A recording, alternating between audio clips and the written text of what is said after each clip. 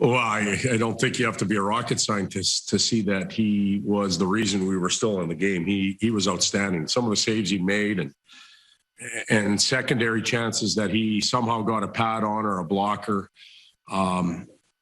You know, he was our savior for 2 periods, and I think he was the motivator in the third because really disappointed in a lot of players up until the third, and we certainly had a little chat about it, and I think we adjusted our play somewhat, still not to the level we need to be at, but we were much better in the third than we were the first 2 periods, and I think Quickie kept us in and he motivated us in the third.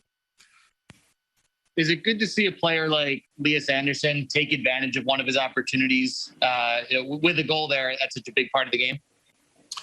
Of course it is. He's getting his chance to play right now. He was very patient all year.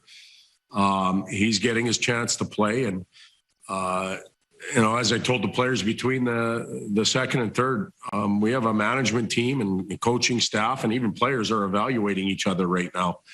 And it does matter at this time of the year because decisions will be made based on the season as a whole, but also what you do in these moments. And you know, some are pushing for more, and others are giving it away. And Elias right now he's produced for 2 games. He's played 2 really good games, so he's trying to show us that he belongs here, and good for him.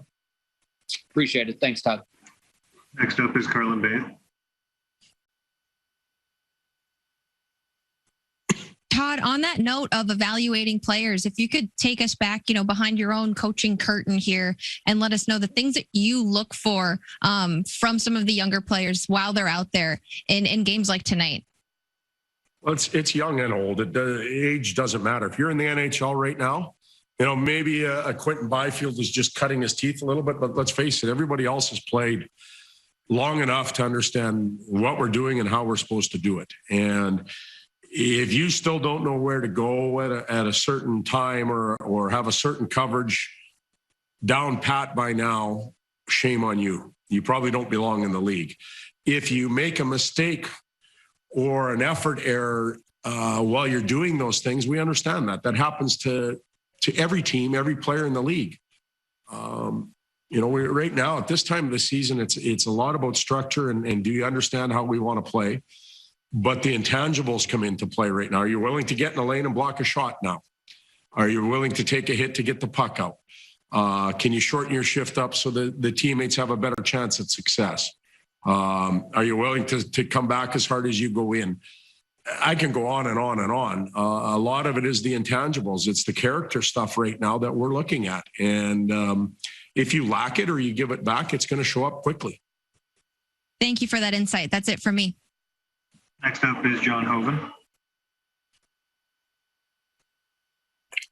Todd, besides the obvious importance of scoring the tying goal there, when you see Gabe Vilardi making a pass like that, what's going through your mind? Are you shaking your head in amazement at the skill level, or are you more impressed that perhaps that's a sign that his confidence is on the rise again?